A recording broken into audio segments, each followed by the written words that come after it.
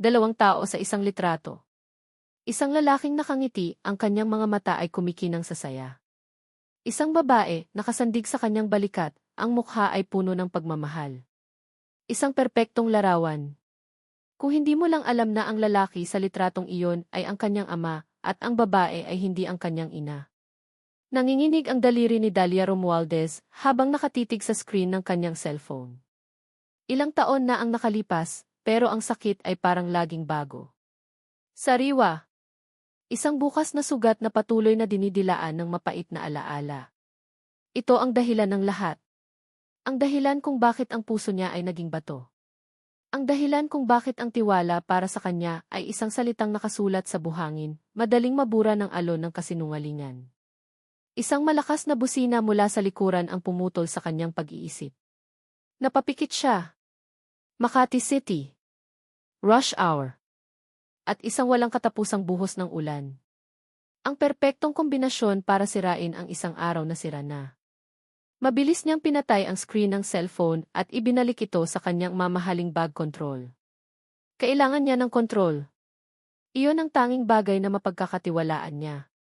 Bilang CEO ng Romualdez Prime Holdings, hawak niya sa palad ang kapalaran ng isang higanting kumpanya. Bawat desisyon, bawat numero, bawat kontrata, lahat ay dumadaan sa kanyang masusing pagsusuri. Sa mundo niya, walang puwang para sa pagkakamali. Walang puwang para sa emosyon. Walang puwang para sa kahinaan. Bigla, isang malakas na kalabog ang yumanig sa kanyang sasakyan. Napasinghap si Dalia at mariing napahawak sa manibela. Isang haltak, isang tunog ng nababasag na plastik. Mula sa kanyang rearview mirror, kitang-kita niya ang isang lumalumang sedan, halos nakadikit na sa likuran ng kanyang bagong-bagong European car. Ano ba naman, bulong niya sa sarili, puno ng inis. Ang malakas na ulan ay lalong nagpahirap sa sitwasyon. Ang mga busina sa paligid ay tila isang koro ng pagkainis. Para sa isang taong kinamumuhian ang anumang bagay na wala sa kanyang kontrol, ito ay isang maliit na impyerno. Ayaw man niyang bumaba sa gitna ng trapiko at ulan, alam niyang kailangan. Binuksan niya ang pinto ng kanyang sasakyan at maingat na inilabas ang payong. Ang malamig na hangin at ambon ay sumalubong sa kanya. Lumakad siya patungo sa likuran, at ang nakita niya ay lalong nagpainit ng ulo niya. Basag ang isang taillight. Hindi malaki ang sira, pero sapat na para sirain ang perpektong anyo ng kanyang sasakyan.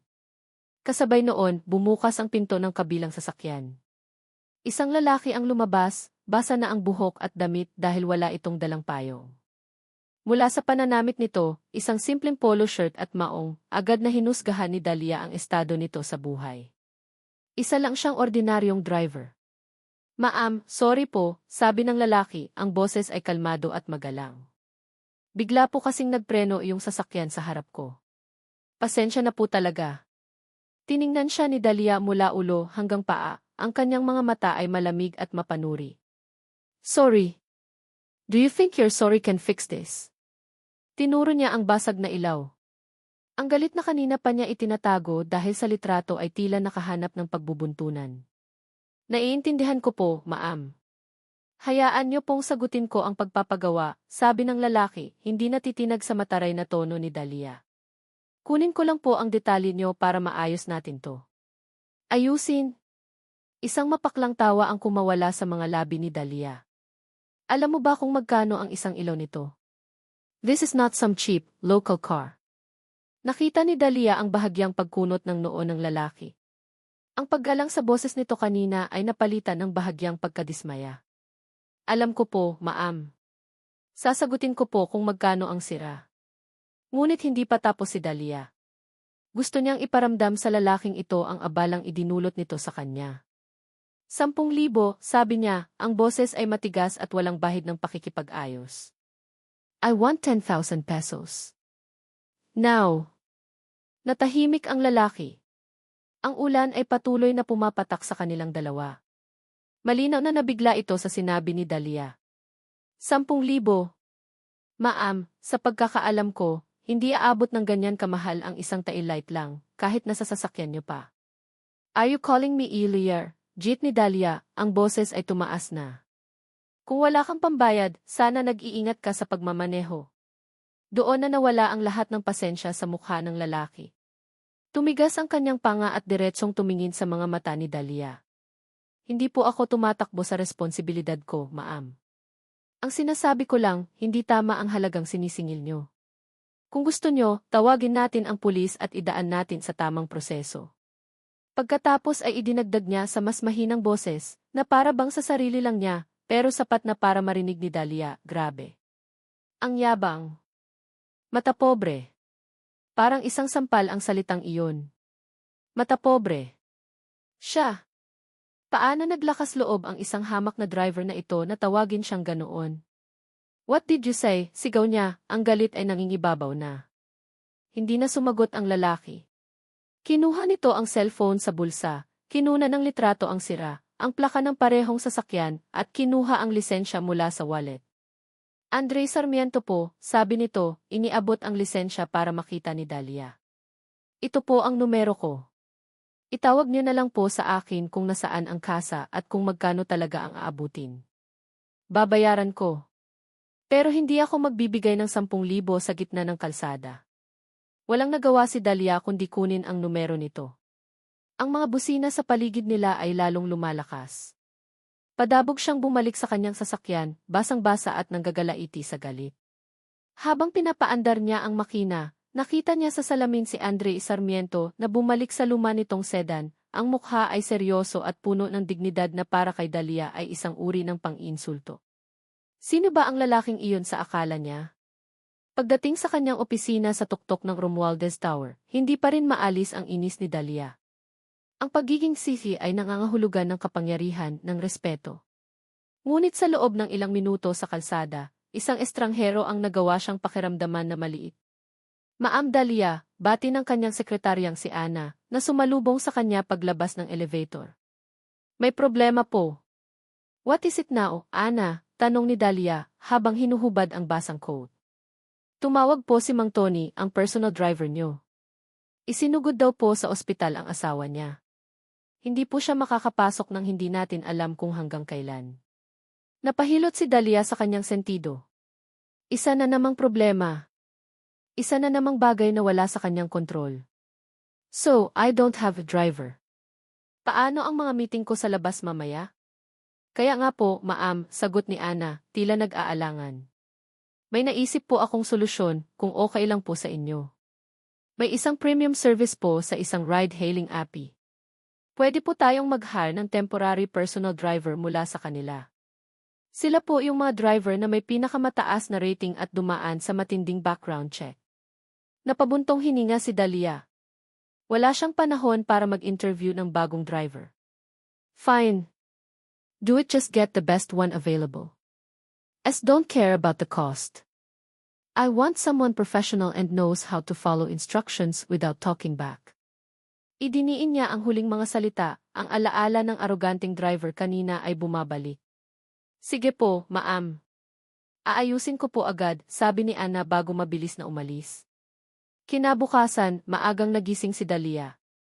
Ang araw ay tila mas maliwanag at umaasa siyang magiging mas maayos ito kaysa kahapon. Pagkatapos mag-ayos, bumaba siya sa lobby ng kanyang condominium building. Maya-maya pa, isang pamilyar na text message mula kay Ana ang pumasok. Ma'am, your temporary driver is waiting for you downstairs. Isang itim na sedan. Lumabas siya sa grand entrance. Isang malinis, makintab na itim na sedan niya ang nag-aantay. Hindi ito kasing gara ng sasakyan niya, pero mukha namang disente. Lumapit ang isang guard para pagbuksan siya ng pinto sa likod. Habang papasok siya, ang kanyang mga mata ay dumapo sa taong nasa driver's seat. Nakatalikod ito, inaayos ang salamin sa harap. Ngunit may pamilyar sa tindig nito. Nang marinig nito ang pagsara ng pinto, dahan-dahan itong lumingon. Nanlaki ang mga mata ni Dahlia. Ang mundo niya ay tila huminto sa pag-ikot. Ang lalaking kaharap niya, ang kanyang best available temporary driver, ay walang iba kundi ang lalaking nakabangga niya kahapon. Si Andre Sarmiento. Sa mga labi nito, isang bahagyang ngisi ang sumilay, isang ngising puno ng hamon at hindi maitatagong panunukso. Good morning, ma'am, bati nito, ang boses ay kalmado, ngunit ang mga mata nito ay nang-aasar. Saan po ang unang destinasyon natin ngayon? Ang amoy ng gamot at ang mahinang tunog ng nebulizer ang laging sumasalubong kay Andre Sarmiento sa tuwing umuwi siya sa kanilang maliit na bahay sa Quezon City. Para sa iba, ito ay amoy ng sakit. Para sa kanya, ito ang amoy ng pag-asa, isang paalala sa dahilan kung bakit siya bumabangon araw-araw para harapin ang magulong kalsada ng Maynila. Dahan-dahan niyang binuksan ang pinto ng kwarto. Nakahiga sa kama ang kanyang kapatid na si Sofia, 16 na taong gulang, payat ang katawan, ngunit may ngiti sa mga labi habang nagbabasa ng libro. Kuya, bati nito, ang boses ay mahina ngunit masaya. Andyan ka na pala. Ngumiti si Dre. Ang lahat ng pagod mula sa maghapong pagmamaneho ay tila naglalaho kapag nakikita niya ang ngiting iyon. Kumusta ang pakiramdam ng prinsesa ko? Tanong niya habang umuupo sa gilid ng kama at marahang hinahaplos ang buhok nito. Okay lang, kuya. Medyo nahirapan lang huminga kanina, pero uminom na ako ng gamot. Itinuro nito ang lamisita sa tabi ng kama, kung saan nakahanay ang iba't ibang uri ng tableta at sirop. Sa tabi nito, isang tumpok ng mga resibo mula sa ospital at botika, isang tumpok ng mga utang na kailangan niyang bayaran. Kinuha ni Dre ang kamay ng kapatid. Konting tiis na lang, bunso. Pinangako ko sa'yo, di ba? Makakaipon din si kuya para sa operasyon mo. Magiging malakas ka ulit. Alam ko, kuya. Ikaw pa ba? Ang super kuya ko, sagot ni Sofia, ang mga mata ay kumikinang sa tiwala. Ang tiwalang iyon ang nagpapabigat at kasabay na nagpapalakas sa puso ni Dre. Matapos maaksidente ang kanilang ama sa construction site at maiwang parang gulay sa isang higaan at sumakabilang buhay ang kanilang ina dahil sa sakit sa puso, siya na lang ang inaasahan ni Sofia. Ipinangako niya sa sarili na gagawin niya ang lahat para sa kapatid, kahit na nangangahulugan pa ito ng paglunok sa sarili niyang pride. Nang gabing iyon, habang hinihimas ang likod ni Sofia hanggang sa ito'y makatulog, naramdaman ni Dre ang bigat ng mundo sa kanyang mga balikat. Paglabas niya ng kwarto, umupo siya sa maliit nilang sala at tiningnan ang kanyang cellphone. Tiningnan niya ang kinita niya sa buong araw. Kulang. Laging kulang. Maya-maya, isang notifikasyon ang lumitaw sa screen mula sa ride-hailing app na pinapasukan niya. Urgent hiring, premium personal driver, short-term contract. High compensation rate. Excellent service record required. Apply now. Napatitig si Dre sa alok. High compensation. Iyon ang dalawang salitang kailangan niya. Ngunit ang pagiging personal driver ay iba. Nangangahulugan iyon ng pagharap sa iisang pasahero araw-araw. At kadalasan, ang mga kumukuha ng serbisyong ito ay ang mga taong katulad ng babae kahapon. Mayayaman. Arogante. Matapobre. Nag-aalangan siya. Ang alaala ng mapanlait na tingin at matigas na boses ni Dalia Romualdez ay sariwa pa sa kanyang isipan. Ayaw na niyang maranasan ulit iyon. Ngunit muli niyang sinulyapan ang saradong pinto ng kwarto ni Sofia. Ang tunog ng nebulizer ay tila isang bulong na nagsasabing, kailangan mo to, kuya. Huminga siya ng malalim. Ipinikit ang mga mata. At pinindot ang T-apply. Para kay Sofia. Kakayanin niya ang lahat. Kinabukasan, isang text message ang gumising sa kanya. Tanggap siya. Ang kailangan lang niyang gawin ay sunduin ang kliyente sa isang address sa Bonifacio Global City, isang address na alam niyang tirahan lamang ng mga ultramayaman. Kasama sa text ang mga detalye, isang linggong kontrata, fixed na oras, at isang sweldong katumbas ng halos isang buwan niyang kita sa normal na pagmamaneho. Napangiti si Dre ng mapait. Titiisin niya kahit sino pa ang aroganting taong iyon para sa perang ito. Para sa operasyon ni Sofia. Maaga siyang dumating sa lokasyon. Isang nagtataasang gusali na gawa sa salamin at bakal ang sumalubong sa kanya. Ang lobby pa lang ay tila mas malaki na sa buong bahay nila. Pinark niya ang sasakyang itinalaga sa kanya ng kumpanya, isang malinis na itim na sedan at naghintay. Professional. Iyon ang kailangan niyang maging. Nang eksaktong alas 8 ng umaga, isang babae ang lumabas mula sa grand entrance. Nakasuot ito ng isang matikas na business suit, ang buhok ay nakapusod ng perpekto, at ang mukha ay walang emosyon. Hindi niya ito agad na mukhaan dahil nakatalikod ito habang kausap ang guard na nagmamadaling pagbuksan siya ng pinto sa likod. Narinig ni Dre ang pagbukas at pagsara ng pinto. Inayos niya ang kanyang rearview mirror, handa nang batiin ang kanyang bagong amo. "Good morning, ma'am," sabi niya, pilit pinapasigla ang boses. Dahan-dahan siyang lumingon para harapin ito. At doon, ang mundo niya ay gumuho. Ang babaeng nasa likuran niya, ang kanyang pasahero, ang kanyang amo sa loob ng isang linggo ay si Dalia Romualdez. Ang gulat sa mukha nito ay hindi maitatago. Ang mga mata nitong karaniwang malamig ay nanlaki sa hindi makapaniwalang pagkakataon. Nakita ni Dre ang pagbuka ng bibig nito na parang may sasabihin, ngunit walang lumabas na salita. Sa loob ng ilang segundo, pareho silang natigilan. Ang tanging maririnig sa loob ng sasakyan ay ang mahinang ugong ng aircon at ang kanilang sariling mga paghinga. Para kay Dre, ang pagkakataong ito ay isang malupit na biro ng tadhana. Sa dinami-dami ng tao sa Metro Manila, bakit ang babaeng ito pa? Ang babaeng humamak sa kanya, ang babaeng tinawag siyang walang ingat, ang babaeng sumingil sa kanya ng 10,000 para sa isang gasgas na ilaw. Ngunit ang unang alon ng pagkabigla ay mabilis na napalitan ng isang matigas na determinasyon. Naalala niya ang mukha ni Sofia. Naalala niya ang pangako niya. Hindi siya pwedeng umatras. Hindi ngayon. Isang mapait na ngiti ang sumilay sa kanyang mga labi. Isang ngiting nagsasabing, "Sige, tadhana. Tingnan natin kung sino ang susuko." Itinuwid niya ang kanyang likod, ibinalik ang propesyonal na maskara sa kanyang mukha. "Good morning, ma'am," bati niya ulit, ang boses ay kalmado na, ngunit may bahid ng hamon na hindi maitatago. "Saan po ang unang destinasyon natin ngayon?" Ang tanong niya ang tila gumising kay Dalia mula sa pagkakatulala. Kumunot ang noo nito at umayos ng upo, ang malamig at mapanuring tingin ay nagbalik. "To my office.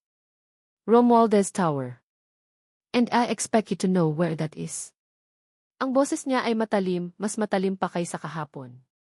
"Yes, ma'am," sagot ni Dre, sabay pihit sa manibela at dahan-dahang pinaandar ang sasakyan. Nagsimula ang pinakamahabang araw sa buhay ni Andre Sarmiento. Ang bawat metro na tinatakbo ng sasakyan ay tila isang pagsubok sa kanyang pasensya. Si Dalia Romualdez, ang kanyang pasaherong halimaw, ay tila ginawa itong misyon na pahirapan ang kanyang buhay. "Bakit dito ka dumaan?" tanong nito habang nasa EDSA sila. "This route is always congested. You should have taken the back streets." Hindi sumagot si Dre. Sa isip niya, gusto niyang isigaw, "Ikaw ba ang driver? Mas kabisado ko ang mga kalyeng ito kaysa sa pangalan mo." Ngunit pinili niyang manahimik. Ikinuyom niya ang kanyang kamay sa manibela. "Para kay Sofia. Bilisan mo," utos na naman nito makalipas ang ilang minuto. "I have a board meeting at 9. I can't be late." Sinulyapan ni Dre ang traffic sa harap nila. "Impossible." Ngunit imbes na mga tuwiran, tumango lang siya. "Ginagawa ko po ang lahat, ma'am. At pwede ba, ayusin mo ang pagpreno mo? Masyadong magaspang." "Nahihilo ako," reklamo na naman nito. Buong biyahe, tiniis ni Dre ang bawat salita, bawat utos, bawat reklamo. Bawat isa ay parang isang maliit na karayom na tumutusok sa kanyang pride. Ngunit sa tuwing nararamdaman niyang malapit ng mapuno ang salop, ipipikit niya lang ang kanyang mga mata saglit at iisipin ang ngiti ni Sofia. Ang kanyang kapatid, ang kanyang kalasag. Ang kanyang lakas. Pagdating sa Romualdez Tower, isang gusaling tila umaabot sa langit, pinagbuksan niya ito ng pinto. Lumabas si Dalia nang hindi man lang tumitingin sa kanya, na para bang isa lang siyang parte ng sasakyan, isang bagay na walang mukha at walang pangalan. "Wait here. I have meetings all day. Don't go anywhere," utos nito bago pumasok sa naglalakihang pinto ng gusali. Maghapon siyang naghintay sa parking lot. Ang tanghalian niya ay isang pirasong tinapay at isang bote ng tubig. Pinanood niya ang mga empleyadong naglalabasan, ang mga mamahaling sasakyan na dumadaan. Ito ang mundo ni Dalia, isang mundo na napakalayo sa mundong ginagalawan niya. Nang matapos ang araw, halos gumagabi na. Muli siyang pinagbuksan ng pinto para sa Reyna. Ang biyahe pabalik sa kondo nito ay tahimik. Ngunit hindi ito isang mapayapang katahimikan. Ito ay isang katahimikang puno ng tensyon na parang isang manipis na sinulid na anumang oras ay maaaring maputol. Nang huminto sila sa tapat ng lobby, akala ni Dre ay tapos na ang kanyang pagdurusa para sa araw na iyon. Ngunit nagkamali siya. Kinuha ni Dahlia ang kanyang bag at mula rito ay dumukot ng isang makapal na rolyo ng pera. Inihagis niya ito sa bakanting upuan sa tabi ni Dre. Bumagsak ang mga pera, ang ilan ay nalaglag pa sa sahig. Here, sabi ni Dahlia, ang boses ay puno ng pangmamaliit. Tip. For your services. Napatitig si Dre sa mga nagkalat na libo-libong piso. Ang dugo niya ay tila umakyat lahat sa kanyang ulo. Ang pagod, ang gutom, ang mga insulto, lahat ay biglang bumalik. Ang paghahagis ng pera. Iyon na ang huling patak. Hindi ito tip. Ito ay isang sampal sa kanyang pagkatao. Dahan-dahan, isa-isa niyang pinulot ang bawat piraso ng pera. Maingat niyang inayos ang mga ito. Ang galit sa kanyang dibdib ay nag-aalab, ngunit ang kanyang mga kilos ay kalmado. Pinasadahan niya ng tingin si Dahlia, ang mga mata niya ay seryoso at walang takot. Itinapat niya ang pera sa harap nito, inilagay sa palad nito. Hindi ko kailangan ng limos mo, ma'am, sabi niya, ang boses ay malamig at kontrolado. Ang tipo ay nawala na. Sweldo ko lang ang tatanggapin ko. Hindi niya hinintay ang sagot nito. Mabilis siyang bumalik sa driver's seat, ang mga kamay ay nanginginig sa pinipigilang galit at hinintay itong bumaba ng sasakyan. Hindi bumaba si Dahlia Romualdez sa sasakyan. Nakaupo lang siya roon, sa malambot na leather ng backseat, habang ang rolyo ng perang isinauli sa kanya ay tila may sariling bigat sa kanyang palad. Malamig. Nakakainsulto. Hindi para sa lalaking nagsauli, kundi para sa kanya na nagbigay. Hindi ko kailangan ng limos mo, ma'am. Sweldo ko lang ang tatanggapin ko. Ang mga salitang iyon ay umalinggaw sa kanyang isipan, paulit-ulit na parang sirang plaka. Limos. Ganoon ba ang tingin niya sa perang iyon? Isang abuloy mula sa isang makapangyarihang isisi para sa isang hamak na driver. Marahil. Hindi, tiyak na ganoon nga. At ang pag-amin sa katotohanang iyon ay mas masakit kaysa sa pagtanggi ng lalaki. Sa buong buhay niya, sanay siyang sinusunod. Ang salita niya ay batas. Ang pera niya ay kayang bilhin ang lahat, serbisyo, katahimikan, katapatan. Ngunit sa isang iglap, ipinamukha sa kanya ni Andre Sarmiento na may mga bagay na hindi nabibili. Dignidad. Respeto sa sarili. Nang sa wakas ay bumaba siya at pumasok sa kanyang kondo, dala-dala niya hindi lang ang kanyang bag, kundi pati na rin ang isang bagong damdamin, pagkalito. Kinabukasan, ang tensyon sa loob ng sasakyan ay halos pwedeng hiwain ng kutsilyo. Walang nagsasalita. Tanging ang tunog lang ng makina at ang mga ingay ng syudad ang maririnig. Sinubukan ni Dahlia na mag-focus sa kanyang tablet, pero ang mga numero at report ay lumalabo sa kanyang paningin. Ang isip niya ay nasa lalaking nasa unahan, na tahimik na nagmamaneho, ang mga mata ay nakatuon sa kalsada, na para bang hindi siya apektado sa nangyari kagabi. Ma'am, sobrang traffic po sa C5. May malaking aksidente daw po, biglang sabi ni Andre, ang boses ay purong propesyonal, walang bahid ng anumang personal na sama ng loob. Baka po malate tayo sa meeting nyo. Tiningnan ni Dahlia ang oras sa kanyang relo. 10 minuto na lang at magsisimula na ang napaka-importanting pagpupulong niya sa mga investor.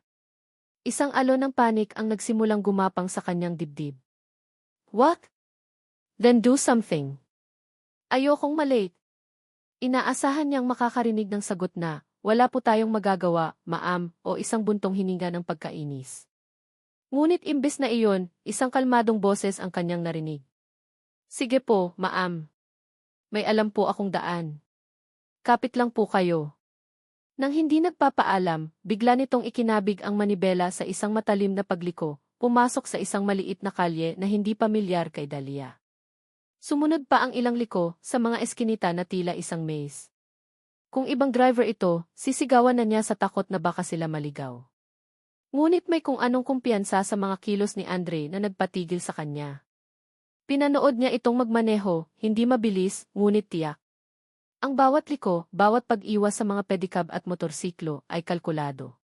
Para siyang isang mananayaw na kabisado ang bawat sulok ng entablado. Makalipas ang 8 minuto, lumabas sila sa isang malaking kalsada, nasa tapat na mismo ng gusali kung saan gaganapin ang meeting.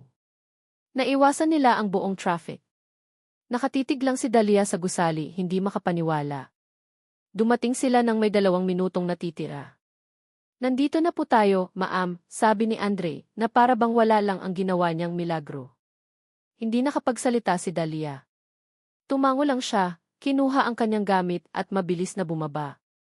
Habang naglalakad siya papasok, hindi niya mapigilang lumingon. Nakita niya ang sasakyan, nag-aantay. At sa unang pagkakataon, nakita niya si Andre Sarmiento, hindi bilang isang aroganteng driver, kundi bilang isang taong magaling. Ang pagtataka ay lalo pang lumalim ng hapon na iyon. Nasa kalagitnaan siya ng isang presentasyon nang mapagtanto niyang ang pinakaimportanteng folder, ang naglalaman ng mga pirmadong kontrata, ay naiwan niya sa kanyang opisina. Malamig na pawis ang tumagaktak sa kanyang noo. Ito ang magpapanalo o magpapatalo sa deal. Walang pag-aalinlangan, pasimple siyang nag-text kay Andre. Naiwan ko ang isang blue folder sa office ko. Kailangan ko ngayon na. Iyon lang. Walang pakiusap, isang direktang utos. Inasahan na niya ang reklamo, pero ang reply na natanggap niya ay simple lang, sige po, ma'am. Papunta na po ako. Wala pang 30 minuto, habang nagsasalita ang kabilang panig, isang staff ang pumasok at iniabot sa kanya ang isang pamilyar na asul na folder. Tiningnan niya ang pinto. Nakita niya ang anino ni Andre na mabilis na tumalikod at umalis. Hindi ito naghintay ng pasasalamat. Hindi ito naghanap ng papuri. Ginawa lang niya ang trabaho niya. Nang gabing iyon, pinilit siyang isama ng kanyang ina, si Doña Elvira Romualdez, sa isang hapunan. Si Doña Elvira ay ang larawan ng lumang yaman, elegante, mapanuri at laging may opinyon sa lahat ng bagay. Dahlia, Hija, sabi nito habang hinihiwa ang kanyang steak. Nakarating sa akin na ang pansamantalang driver mo ay galing lang sa isang api. Hindi ba't delikado iyon? We don't know his background. Hindi siya galing sa pamilyang kilala natin. He's competent, ma, and it's temporary, sagot ni Dahlia, pilit pinapanatiling kalmado ang boses. Ngumiti si Doña Elvira, isang ngiting hindi umabot sa kanyang mga mata. Speaking of competence, nakita mo na ba ulit si Miguel? Miguel Tan. He's the new D of Tan Consolidated. He asked about you. He would be a perfect partner, Dahlia. Sa negosyo at sa buhay. Napabuntong hininga si Dahlia. Heto na naman sila. Ang walang katapusang pagtatangka ng kanyang ina na kontrolin ang buhay niya. Ma, I can handle my own life. And in my own company. Kaya mo nga ba, anak, tanong ng ina niya, ang mga salita ay tila isang patalim. Huwag mong hayaang maulit ang pagkakamali ng ama mo. Ang pagpili sa mga taong hindi natin kauri. Ang pagbanggit sa kanyang ama ay sumugat na naman sa puso ni Dahlia. Natapos ang hapunan na puno ng tensyon at mga hindi nabitawang salita. Habang nasa biyahe pa uwi, tahimik lang si Dahlia, ang isip ay lumilipad. Ang mga salita ng kanyang ina tungkol sa hindi kauri ay sumasabay sa imahe ni Andre na magalang na isinasauli ang pera at mabilis na naghahatid ng folder na kailangan niya. Bigla, sa gilid ng daan, may nakita siyang isang maliit na kariton na nagtitinda ng kape. Isang simpleng stall na may ilaw ng bombilya, nag-aalok ng mainit na inumin sa mga hamog ng gabi. Ito ang mundo ni Andre. Simple. Totoo. Isang ideya ang biglang pumasok sa isip niya. Isang bagay na hindi niya karaniwang gagawin. Stop the car, utos niya. Nagulat si Andre ngunit agad na sumunod. Huminto sila sa tapat ng coffee stall. Bago pa man makapagtanong si Andre, bumaba na si Dahlia. Ang mga taong naroon ay napatingin sa kanya, isang babaeng nakapang-opisina na bumaba mula sa isang magarang sedan. Binaliwala niya ang mga tingin nila. 2 kape po, sabi niya sa matandang nagtitinda. Kinuha niya ang 2 basong papel na umuusok pa. Ang amoy ng matapang na kape ay tila gumising sa kanyang diwa. Bumalik siya sa sasakyan at walang salitang iniabot ang isang baso kay Andre. Natigilan si Andre. Tiningnan niya ang kape, tapos si Dahlia, tapos ang kape ulit, na para bang isa itong bitag. Ano to? Tanong niya, ang pagdududa ay malinaw sa kanyang boses. Sa unang pagkakataon mula nang makilala niya ito, naramdaman ni Dahlia ang isang tunay na emosyon na hindi galit o pagkainis. Isang bagay na malapit sa hiya. Kape, simpleng sagot niya. For today. For the shortcut and the folder. Tumingin siya sa mga mata nito. Salamat. Ang salitang iyon ay lumabas sa kanyang bibig ng may bigat at katapatan. Hindi ito ang salamat ng isang amo sa isang empleyado. Ito ay ang salamat ng isang tao sa isa pa. Kinuha ni Andre ang baso, ang mga daliri nila ay saglit na nagdikit. Isang maliit na kuryente ang gumapang sa braso ni Dahlia. Tumango lang si Andre at dahan-dahang uminom mula sa baso. Hindi na sila muling nagsalita sa buong biyahe, ngunit ang katahimikan ngayon ay iba na. May nabago. Kinabukasan, sa parking lot ng Romualdez Tower, habang nag-uusap sila ni Andre tungkol sa schedule ng araw, isang pamilyar na boses ang tumawag sa kanya. Leia! Lumingon si Dahlia. Si Miguel Tan, nakangiti, papalapit sa kanila. I was hoping to catch you. Lunch later. Miggy, hi. Sure, sagot ni Dahlia, medyo nabigla. Ngumiti si Miguel, ngunit ang ngiti nito ay hindi umabot sa kanyang mga mata nang tumingin ito kay Andre. Ang tingin na iyon ay mabilis lang, ngunit malinaw ang mensahe, isang tingin ang pagmamay-ari ng babala. Isang tingin na nagsasabing, alam ko kung sino ka, at alam ko kung saan ka lang dapat lumugar. Ang tasa ng kape na iniabot sa kanya ni Dahlia Romualdez, kagabi ay tila may kasamang salamangka. Hindi nito binago ang katotohanan na siya ang amo at siya ang driver. Hindi nito binura ang katotohanan na magkaiba ang kanilang mundo. Ngunit mayroon itong binago sa hangin sa pagitan nilang dalawa. Ang dating tensyon na halos nakakasakal ay napalitan ng isang magaan, bagamat maingat, na katahimikan. Para kay Andre Sarmiento, ang pagbabagong iyon ay mas nakakabahala kaysa sa dati nilang bangayan. Mas madaling kalabanin ang isang halimaw. Pero paano mo lalabanan ang isang halimaw na bigla na lang nagpakita sa iyo ng isang piraso ng kabaitan? Nakatayo si Dre sa parking lot, nakasandal sa makintab na itim na sedan, habang hinihintay si Dahlia para sa kanilang pananghalian. Ang araw ay tirik, ngunit ang isip niya ay mas abala sa pag-aanalisa sa babaeng pinagsisilbihan niya. Hindi na ito ang purong kontrabida sa isip niya. Isa na itong puzzle na hindi niya maintindihan. Hoy, driver! Isang mayabang na boses ang pumutol sa kanyang pag-iisip. Lumingon si Dre at nakita ang lalaking kasama ni Dahlia kaninang umaga. Si Miguel Tan. Nakatayo ito roon, nakasuot ng isang mamahaling suit, ang mga kamay ay nasa bulsa, at ang tingin sa kanya ay puno ng paghamak. Sir, magalang na sagot ni Dre, kahit na ang buong sistema niya ay sumisigaw ng pag-iingat.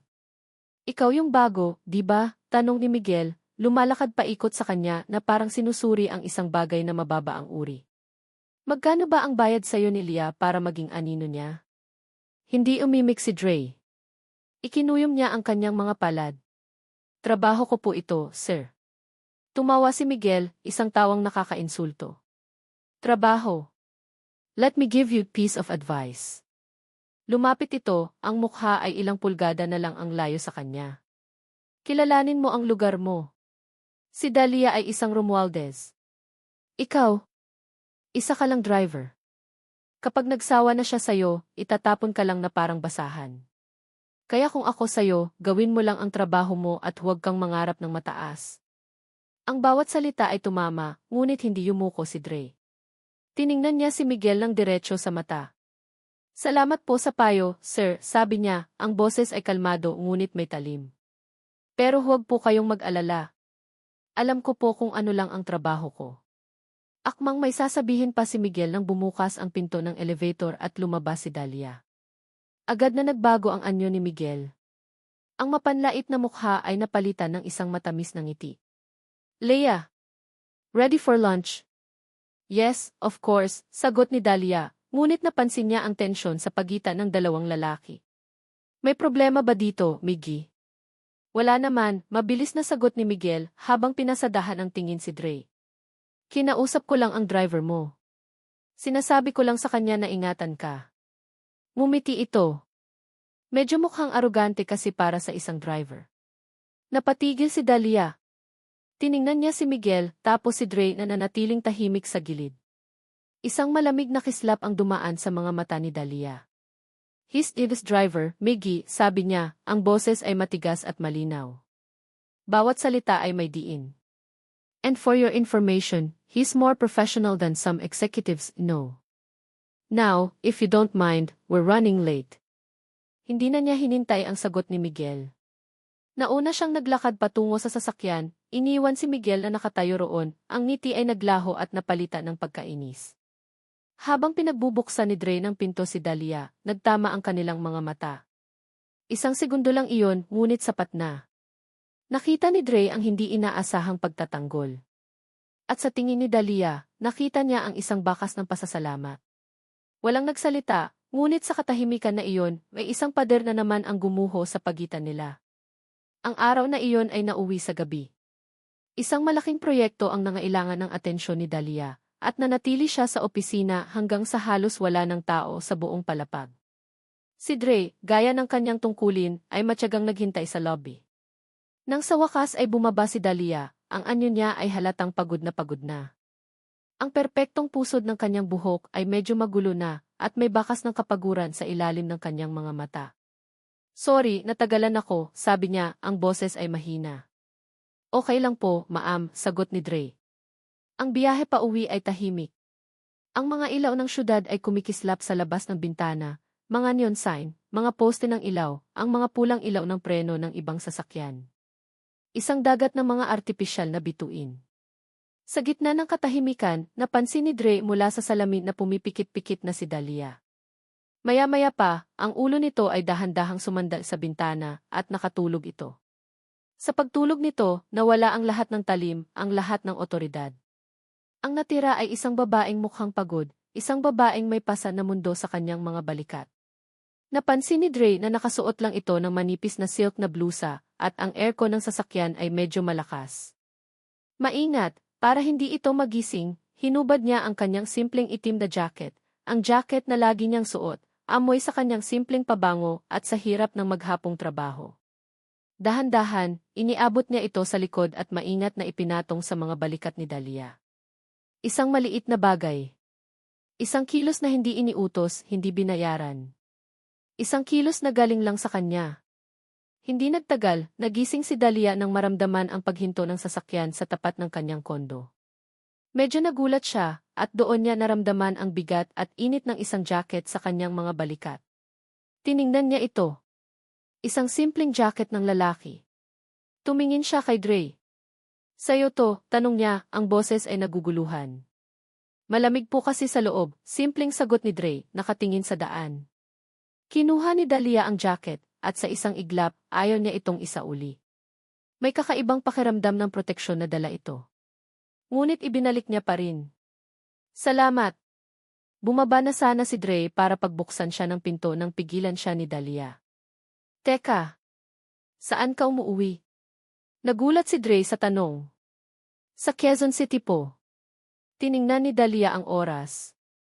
"Halos maghahating gabi na." "Gabi na. Delikado sa daan. Ihahatid na kita." "Naku, ma'am, wag na po. Okay lang po ako." "Sanay na po ako," mabilis na pagtanggi ni Dre. Ang pride niya ay muling umiral. Ayaw niyang maging pabigat. Ngunit umiling si Dahlia, ang desisyon ay buo na sa kanyang mukha. "Hindi. I insist. Ako ang dahilan kung bakit ka ginabi ng ganito.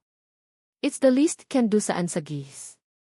Walang nagawa si Dre kundi ibigay ang kanyang address. Sa unang pagkakataon, lumipat si Dahlia sa upuan sa harap, at si Dre ang nasa passenger seat ng sarili niyang minamanehong sasakyan. Dahlia ang nagmaneho. Ang biyahe ay isang paglalakbay sa dalawang magkaibang mundo. Mula sa malalapad at malilinis na kalsada ng GIS, pumasok sila sa masikip ngunit buhay na mga kalye ng Quezon City. Ang mga nagtataasang gusali ay napalitan ng mga kabahayan na magkakadikit.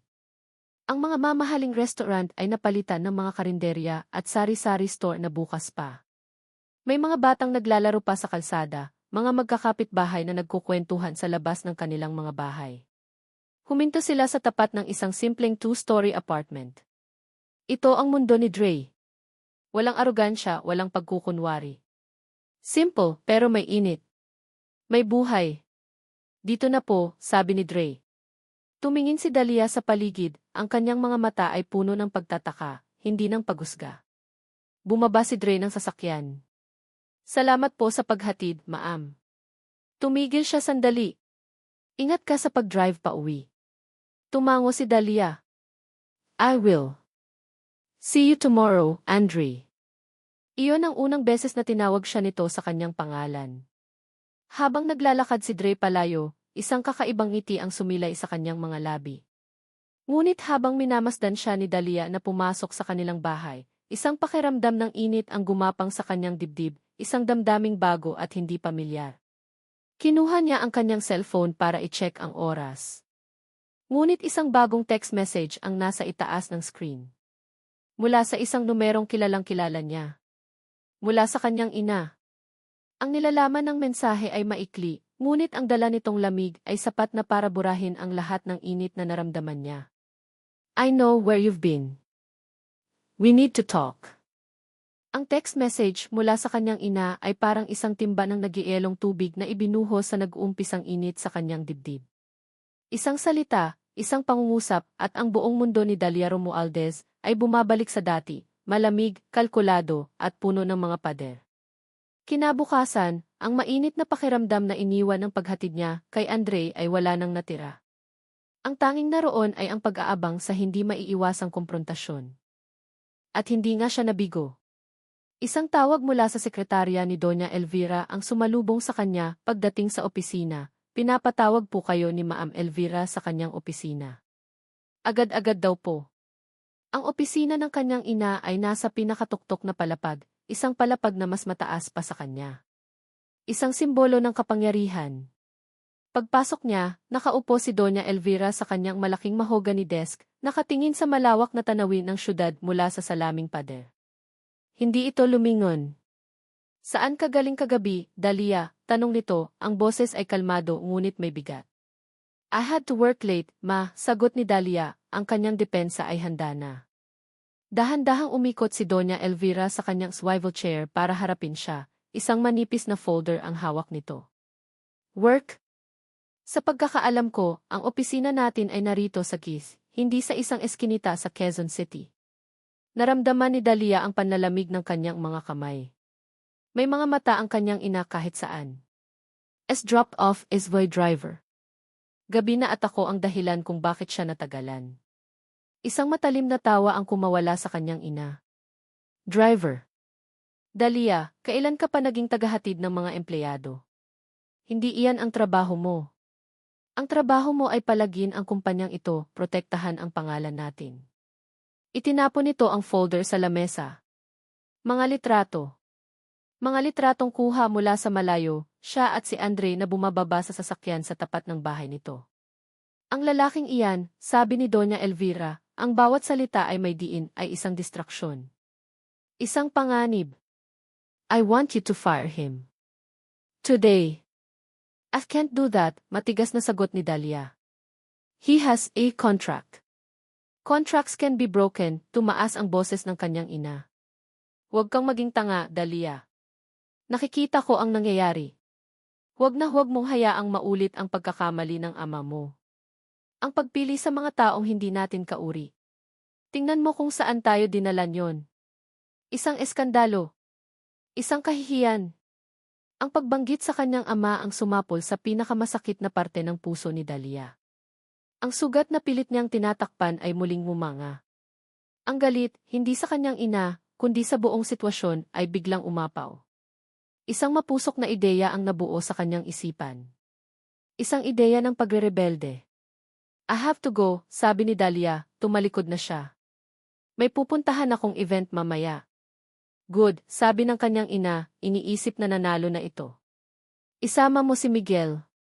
Huminto si Dahlia sa may pinto, hindi lumingon. I already have an escort. Pagbalik niya sa kanyang opisina, tinawagan niya si Andre. Andre, sabi niya, pilit pinapakalma ang sarili. I need you to do something for me tonight. It's outside your usual duties. May pupuntahan akong charity event, hindi ito formal, pero kailangan ko ng kasama. Narinig niya ang katahimikan sa kabilang linya. Ang pag-aalinlangan. Ma'am, driver niyo lang po ako. Hindi po yata kasama yan sa... I know, putol niya. Isipin mo na lang na bahagi ito ng trabaho. I need someone I can trust to be there.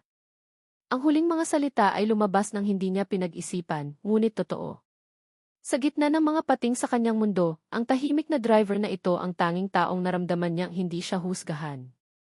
Pumayag si Andre bagamat halata ang pag-aatubili. Ang event ay ginanap sa isang malawak na hardin ng isang hotel. Mga maliliit na mesa na may puting mantel, mga kumikislap na ilaw na nakasabit sa mga puno. Simple, ngunit elegante. Dumating si Dahlia suot ang isang simpleng itim na bestida. Dumating si Andre suot ang isang malinis na long-sleeve polo at slacks, ang pinakamatinong damit na marahil ay mayroon siya. Ngunit sa kabila ng simpleng kasuotan, mayroon siyang tindig na hindi maipagkakaila. Sa unang pagkakataon, hindi sila ang amo at ang driver. Sila ay dalawang taong magkasama sa isang pagtitipon. Ngunit ang ilusyon ay hindi nagtagal. Leia! Nandito ka pala. Si Miguel, kasama ang ilang mga kasosyo sa negosyo, ay lumapit sa kanila. Ang tingin nito ay dumapo kay Andre, mula ulo hanggang paa, na maihalong pagtataka at pang-insulto. And you brought your driver with you. He's a guest, Miggy, mariing sabi ni Dahlia. Ah, guest, sabi ni Miguel na may mapanuyang ngiti. Lumingon ito kay Andre. Alam mo, driver, mukhang nauuhaw ang mga bisita. Baka gusto mong kumuha ng mainom para sa amin? Doon ang bar. Ang utos ay binalot sa isang peking pakiusap, isang malinaw na pagpapamukha kung sino ang mas mataas. Nakita ni Dahlia ang pagtiim ng bagang ni Andre.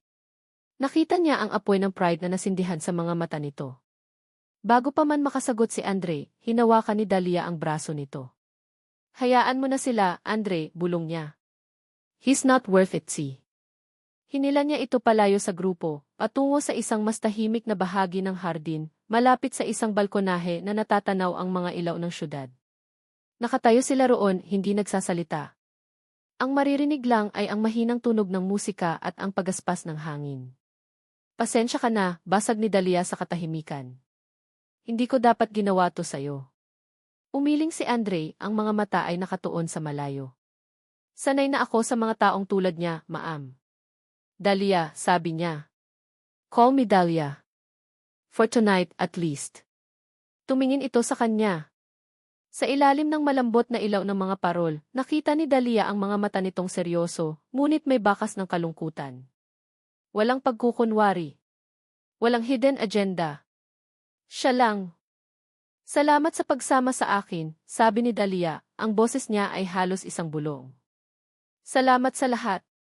Hindi niya alam kung ano ang nag-udyok sa kanya. Marahil ay ang pagrerebelde sa kanyang ina. Marahil ay ang inis kay Miguel. Marahil ay ang alak na iniinom niya. O marahil, ito ay ang tahimik na lakas na nakikita niya sa lalaking nasa harap niya. Isang lakas na hinahanap-hanap niya. Huminga siya ng malalim, humakbang palapit, at bago pa man mapigilan ng kanyang isip ang kanyang puso, itinaas niya ang kanyang sarili at hinalikan ito. Isang halik na mabilis ngunit puno ng kahulugan. Isang halik na lasang tapang at kalituhan. Nang maghiwalay ang kanilang mga labi, nakita niya ang purong pagkabigla sa mga mata ni Andre. Ang kanyang sariling puso ay kumakarera, isang halo ng takot at hindi maipaliwanag na saya. Ngunit ang sandaling iyon, ang mahiwagang bula na pumapalibot sa kanila, ay biglang sinira ng isang matinis na tunog. Isang cellphone ang tumutunog. Hindi sa kanya. Kay Andre. Ang pagkabigla sa mukha ni Andre ay agad na napalitan ng pag-aalala. Mabilis niyang kinuha ang telepono mula sa kanyang bulsa. Tiningnan ni Dahlia ang pagbabago sa ekspresyon nito habang sinasagot ang tawag, mula sa pag-aalala, naging purong takot. Hello? Ano? Teka, kumalma ka. Saang ospital? CJ. Sige, papunta na ako. Ibinaba niya ang telepono. Ang mga mata niya ay puno ng panik nang tumingin ito sa kanya. Ang halik, ang event, si Dahlia, lahat ay tila nabura sa kanyang isipan. Isa lang ang mahalaga. Kailangan kong umalis, sabi niya, ang boses ay nanginginig. Ang kapatid ko isinugod siya sa ospital. Ang init ng labi ni Dahlia sa labi niya ay hindi pa man naglalaho ng ang malamig na takot ay biglang pumalit dito. Isang tawag. Isang pangalan. Sofia. Nawala ang lahat. Ang mga ilaw ng hardin, ang musika, ang babaeng kaharap niya, lahat ay naglaho sa isang iglap. Ang tanging nakikita ni Andre Sarmiento ay ang mukha ng kanyang kapatid. Ang tanging naririnig niya ay ang nanginginig na boses ng kanilang kapitbahay sa kabilang linya. Isinugod sa ospital. Inatake na naman. Kailangan kong umalis, sabi niya, ang boses ay halos hindi na niya makilala. Hindi na niya hinintay ang sagot ni Dalia. Mabilis siyang tumalikod at tumakbo. Hindi lakad kundi takbo. Pabalya niyang tinatahak ang mga mesa at ang mga nagulat na bisita. Wala siyang pakialam. Kailangan niyang makarating kay Sofia. Nang makalabas siya sa hotel, doon lang niya napagtanto ang isang malaking problema. Wala siyang sasakyan. Ang itim na sedan ay nasa valet. Paano siya makakarating sa ospital? Ang isip niya ay nag-uumpisa ng magpanik. Tumingin siya sa kalsada, naghahanap ng taxi, ngunit tila ba naglahong lahat ng sasakyan sa mundo. Andre! Isang boses ang tumawag sa kanya. Si Dalia, tumatakbo rin, halos madapa sa suot nitong sapatos. Sumabay ka na sa akin. Nasaan ang susi? Walang panahon para mag-isip. Inihagis niya ang valet ticket kay Dalia. Sa loob ng ilang minuto na para sa kanya ay isang walang hanggang paghihintay, dumating ang sasakyan. Pumasok si Dre sa passenger seat, ang mga kamay ay nanginginig. Si Dalia ang umupo sa driver's seat, at walang tanong-tanong na pinaharurot ang sasakyan sa gitna ng gabi. Ang biyahe ay isang malabong alaala para kay Dre. Ang tanging naririnig niya ay ang malakas na kabog ng kanyang dibdib at ang paulit-ulit na dasal sa kanyang isipan. Diyos ko, wag po muna. Wag po muna si Sofia. Pagdating nila sa emergency room, bumaba agad si Dre at tumakbo papasok, iniwan si Dalia sa sasakyan. Ang amoy ng antiseptic at ang mga tunog ng paghihirap ang sumalubong sa kanya. Nakita niya ang kanilang kapitbahay, si Aling Nena, na naghihintay sa labas ng isang cubicle. Dre, anak, sabi nito, ang mukha ay puno ng pag-aalala. Bigla na lang siyang nanikip ng dibdib. Mabuti na lang at narinig ko. Sumilip si Dre sa siwang ng kortina. Nakahiga roon si Sofia, may oxygen mask sa mukha, ang dibdib ay marahang tumataas baba. Buhay siya. Salamat sa Diyos, buhay siya. Isang alon ng ginhawa ang bumalot sa kanya, ngunit agad itong napalitan ng takot nang lumabas ang isang doktor. Sa likuran niya, naramdaman ni Dre ang pagdating ni Dalia. Tahimik lang itong tumayo sa kanyang tabi. Kayo po ba ang kapatid ng pasyente? Tanong ng doktor. Ako po, Dok. Kumusta po siya? Huminga ng malalim ang doktor. Stable na siya sa ngayon. Pero kailangan nating maging prangka, Jimmy Sarmiento. Lumalala ang kondisyon ng puso niya. Ang mga gamot ay hindi na sapat. Kailangan na niya ng operasyon.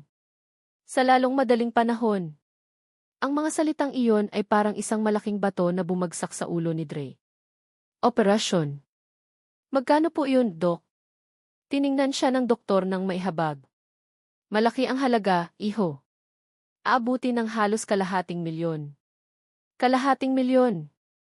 Ang tunog ng mga salitang iyon ay parang isang dagundong na nagpabingi sa kanya.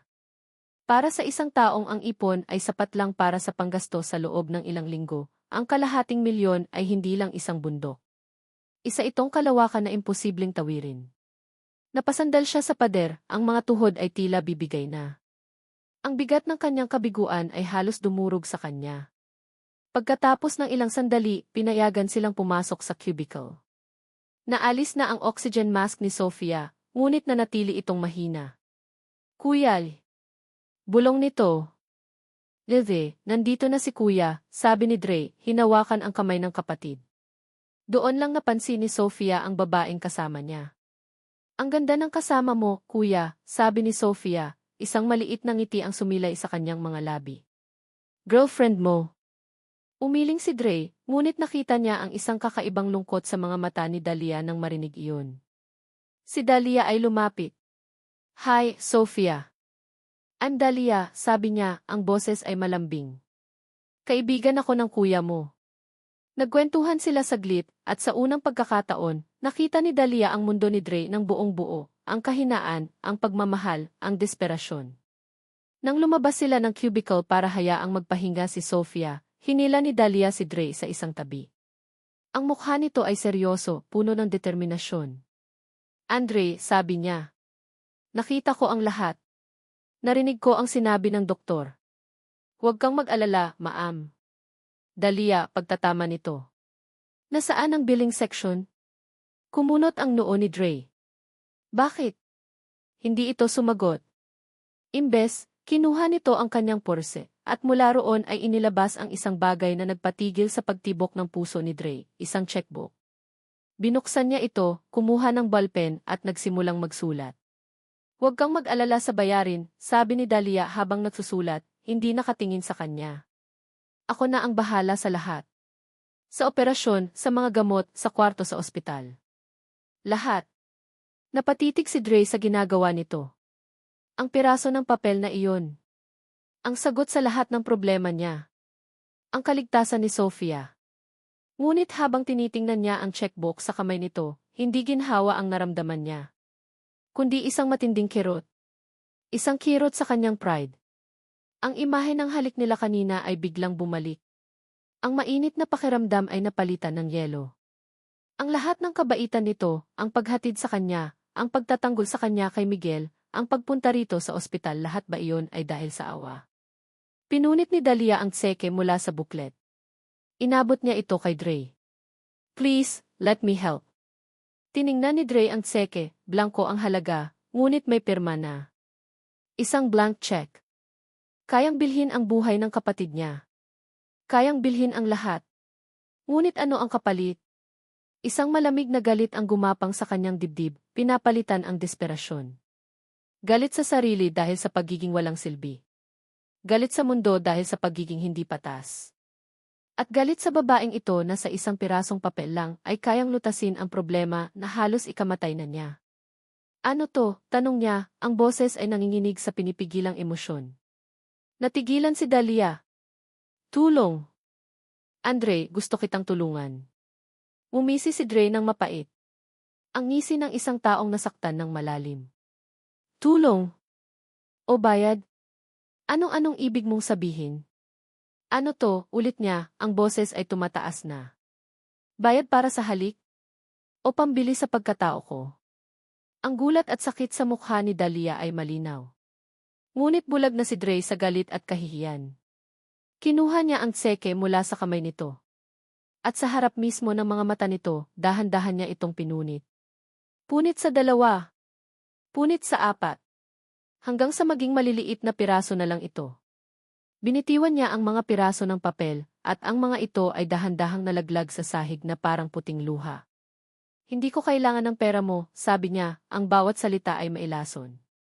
Kaya kong buhayin ang kapatid ko nang hindi nagbebenta ng kaluluwa ko. Tumalikod siya, hindi na muling tiningnan ang babaeng iniwan niyang nakatayo roon na may mga piraso ng basag na pangako sa kanyang paanan.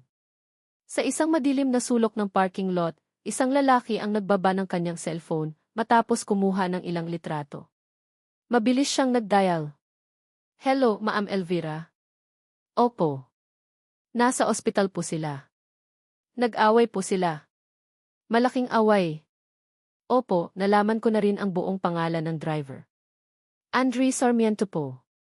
Ricardo Sarmiento ang pangalan ng ama. Ang mga piraso ng tseke sa sahig ng ospital ay parang mga piraso ng kanyang sariling puso. Bawat isa ay kumakatawan sa isang intensyon na sa tingin niya ay tama, ngunit sa mata ng lalaking pinag-aalayan niya nito, ito ay isang insulto. Isang kasalanan.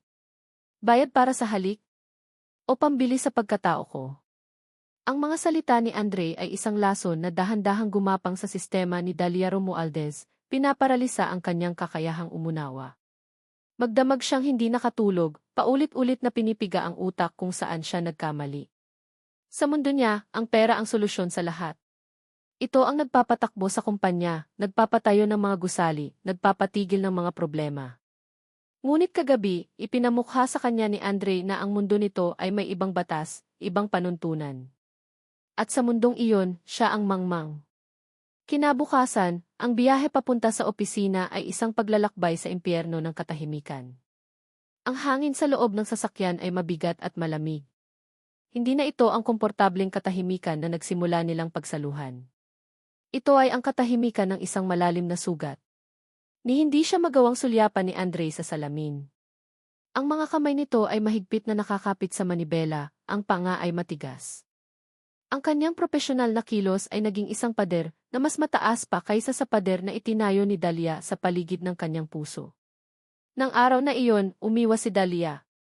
Pinilit niyang ilibing ang sarili sa trabaho, sa mga meeting, sa mga report. Ngunit sa bawat pirma niya sa dokumento, ang imahe ng pinirasong tseke ang nakikita niya. Sa bawat tawag sa telepono, ang boses ni Andre na puno ng sakit at galit ang naririnig niya. Kinagabihan, mayroong isang malaking pagdiriwang sa isa sa mga hotel na pag-aari ng kanilang kumpanya, isang anniversary party. Ayaw niyang pumunta. Gusto na lang niyang umuwi at magkulong sa kanyang kondo. Ngunit bilang ang presensya niya ay kailangan. Isang obligasyon. Ipinahatid niya ang kanyang sarili kay Andre sa hotel, at ang biyahe ay muling naging isang ehersisyo sa pagtitiis. Nang huminto sila sa grand entrance, hindi na siya nag-abalang magpasalamat. Bumaba siya ng sasakyan na parang estranghero ito, na parang bumalik sila sa unang araw nilang magkasama. Ang party ay puno ng mga peking ngiti at mga bulungan tungkol sa negosyo. Kumuha si Dahlia ng isang baso ng champagne at tumayo sa isang sulok, pinapanood ang mga taong nagpaplastikan. Naramdaman niya ang isang tapik sa kanyang balikat. Hisa, you look pale, sabi ng kanyang ina, si Doña Elvira, na lumitaw sa kanyang tabi. Ang ngiti nito ay matagumpay. I heard what happened at the hospital. I told you. Hindi sila kabilang sa atin. Tiningnan lang ni Dahlia ang kanyang ina, walang lakas para makipagtalo. Siguro nga, tama ito. Siguro nga, mali siyang subukang unawain ang isang mundong hindi para sa kanya. Halika, sumama ka sa akin, sabi ni Doña Elvira, hinawakan ang braso niya. Let me show you how to handle things. How real Romualdez handles problems. Dinala siya nito sa isang grupo ng mga matatandang negosyante, mga kasosyo ng kanilang kumpanya. Nagtatawanan sila, nag-iinuman. Si Doña Elvira, sa gitna ng lahat, ay ang reyna. You know, simula ni Doña Elvira, ang boses ay sapat na malakas para marinig ng lahat sa kanilang grupo. I was just telling Diva's daughter, Dahlia, that in this business, you cannot afford to be soft. You have to be decisive. You have to be strong. Tumango-tango ang mga kausap nito. I remember this one time, years ago, pagpapatuloy ng kanyang ina, na para bang nagkukwento lang ng isang nakakatuwang alaala. Nagkaroon ng maliit na problema sa isa sa mga construction sites natin. Isang aksidente. Very unfortunate. Pinakinggan lang ni Dahlia, ang isip ay lumilipad. Ang pamilya ng worker gustong gumawa ng eksena. Gustong magdemanda. But we handled it, sabi ni Doña Elvira, may pagmamalaki sa boses. Quickly and quietly. A small compensation and they were very grateful. Problema, nalutas agad. Biglang nahinto ang pag-ikot ng mundo ni Dahlia. Construction site. Aksidente. Pamilya na gustong magdemanda. Ang mga salita ng kanyang ina ay dahan-dahang tumago sa pader ng kanyang pagwawalang bahala. Ang pangalan ng trabahador, ano na nga ba yun? Nag-isip-isip pa si Doña Elvira, na para bang hindi ito mahalaga. Ah, yes. A worker named Sarmiento. Sarmiento. Ang pangalan ay parang isang kidlat na tumama sa utak ni Dahlia. Bigla niyang naalala ang mga sinabi ni Andre noon. Ang kanyang ama. Na-aksidente sa isang construction site. Naging parang gulay. Andre Sarmiento. Ang champagne glass sa kanyang kamay ay nagsimulang manginig. Hindi. Hindi maaari. You see, pagtatapos ni Doña Elvira, habang nakatingin ang diretsyo sa mga mata ni Dahlia, na para bang ang leksyon ay para sa kanya. When people are desperate, Dahlia, money is always the answer. Tandaan mo yan. Ang huling mga salita ay parang isang sampal. Money is always the answer. Ang parehong pilosopiya na sinubukan niyang gamitin kay Andre kagabi. Ang pilosopiya na isinuka nito pabalik sa kanya. Nanlamig ang buong katawan ni Dahlia. Ang mga boses sa paligid niya ay humina. Kailangan niyang malaman ang totoo. Excuse me, sabi niya sa grupo, ang boses ay nanginginig. Hindi na niya hinintay ang sagot nila. Mabilis siyang tumalikod at halos takbuhin ang daan palabas ng ballroom. Dumiretso siya sa elevator, ang puso niya ay kumakarera. Ma'am Dalia, saan po tayo? Tanong ni Andre nang makapasok siya sa sasakyan. Sa opisina. Now, utos niya, ang boses ay garalgal. Walang tanong na sumunod si Andre. Ang biyahe patungo sa Romualdez Tower ay isang malabong imahe. Pagdating nila, bumaba agad si Dalia at tumakbo papasok sa deserted na lobby. Dumiretso siya sa elevator, pinindot ang buton para sa kanyang palapag, at pagkatapos ay para sa isa pang palapag, ang basement, kung nasaan ang archives. Ang silid ng archives ay malamig, madilim at amoy lumang papel. Dito itinatago ang lahat ng record ng kumpanya na higit na sa 10 taon. Binuksan niya ang ilaw. Mga nagtataasang estante na puno ng mga kahon at folder ang sumalubong sa kanya. Nanginginig ang mga kamay niyang sinimulang hanapin ang mga record mula sa taon na sinabi ni Andre na naaksidente ang ama nito. Ang alikabok ay lumilipad sa hangin. Ang puso niya ay kumakabog sa bawat folder na binubuklat niya. Takot. Isang matinding takot ang gumagapang sa kanyang dibdib. Takot sa kung ano ang maaari niyang matuklasan. At pagkatapos nakita niya ito. Isang manipis, kulay brown na folder na halos natatabunan na ng iba. Ang label, na isinulat ng kamay, ay halos hindi na mabasa, accident report, site 14 na. Nanginginig niyang kinuha ang folder. Dahan-dahan niya itong binuksan sa ibabaw ng isang maalikabok na lamesa. Ang unang pahina ay isang typewritten report. Petsa. Oras. Lokasyon. At ang pangalan ng biktima. Victim, Ricardo Sarmiento. Napasinghap si Dalia, napahawak siya sa lamesa para suportahan ang sarili. Totoo nga. Nagpatuloy siya sa pagbabasa, ang mga mata ay nanlalabo na dahil sa namumuong luha. Cause, incident, structural failure of scaffolding due to use of substandard materials. Hindi ito simpleng aksidente. Ito ay kapabayaan. Kasalanan ng kumpanya. Kasalanan nila. Ngunit ang pinakamasakit ay ang huling dokumento sa folder. Isang settlement agreement. Isang kasunduan na nagkakahalaga ng isang maliit na halaga kapalit ng pananahimik ng pamilya. At sa ilalim ng papel, sa linya ng T-approved gift, naroon ang isang pamilyar, elegante, at ngayon ay nakakapangilabot na pirma. Ang pirma ng kanyang ina. Doña Elvira Romualdez. Ang bawat kilometro na tinahak ng sasakyan pabalik sa Romualdez Tower mula sa madilim na silid ng archives ay 1 kilometro ng pagtitiis para kay Andre Sarmiento. Hindi siya nagsalita, ngunit ang bawat himaymay ng kanyang katawan ay nararamdaman ang pagbabago sa babaeng nasa likuran niya. Ang Dalia na kasama niya ngayon ay hindi na ang Dalia na nagbigay sa kanya ng kape, o ang Dalia na ipinagtanggol siya kay Miguel, o ang Dalia na hinalikan siya sa ilalim ng mga ilaw ng hardin. Ang Dalia na kasama niya ngayon ay ang Dalia ng unang araw. Mas malala pa.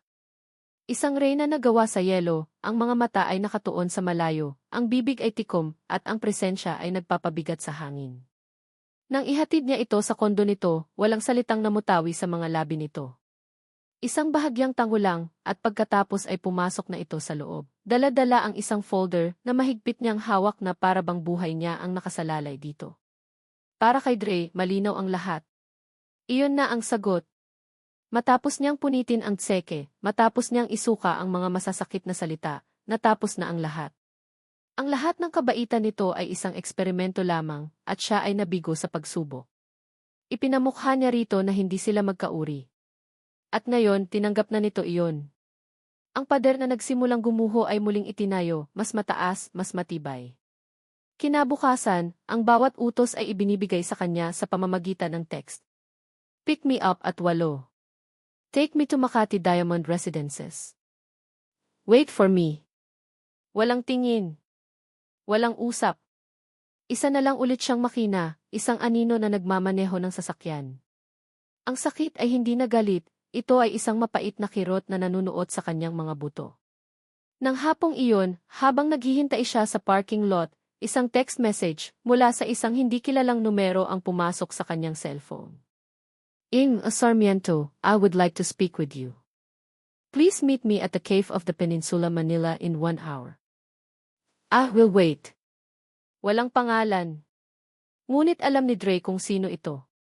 Ang otoridad sa mga salita ay hindi maipagkakaila. Ang ina ni Dalia. Si Doña Elvira Romualdez. Isang bahagi niya ang gustong baliwalain ito. Ngunit ang isa pang bahagi, ang bahaging naghahanap ng kasagutan, ang bahaging gustong malaman kung gaano kalalim ang sugat, ang siyang nagtulak sa kanya na pumunta. Ang cave ng peninsula ay isang mundo ng karangyaan. Mga naglalakihang chandelier, mga piyesa ng piano na maririnig sa ere, at mga taong ang halaga ng suot ay kayang bumuhay sa pamilya niya sa loob ng isang taon. Sa isang sulok, nakaupo si Doña Elvira, mukhang isang tunay na reyna sa kanyang trono, umiinom ng tsaa. Sarmiento, bati nito nang makalapit siya, ang boses ay kalmado ngunit mailamig. Please, sit down. Umupo si Dre, ang likod ay tuwid, ang mga kamay ay nasa ibabaw ng kanyang mga hita. Handa na siya sa anumang insulto. I know this is difficult for you, iho, simula ni Doña Elvira, ang paggamit ng iho ay isang patalim na binalot sa sutla. Alam ko ang nangyari sa pagitan ninyo ng anak ko. Hindi umimik si Dre. Naglabas si Doña Elvira ng ilang mga litrato mula sa kanyang mamahaling bag at dahan-dahang inilapag ang mga ito sa lamesa. Mga litratong kuha sa party kung saan naganap ang halik. Si Dalia, tumatawa habang kausap si Miguel Tan. Si Miguel, ang braso ay nakaakbay kay Dalia. Mukha silang masaya. Mukha silang bagay. Ito ang mundo ni Dalia. Ito ang mga taong dapat niyang kasama. Si Dalia, pagpapatuloy ni Doña Elvira, ay isang mabuting anak. Ngunit minsan, nalilito siya. Naghahanap siya ng kakaiba. Isang libangan. She was just amusing herself, Sarmiento. And you were her amusement. Bawat salita ay isang suntok sa kanyang sikmura. Ang halik. Ang pag-aalala.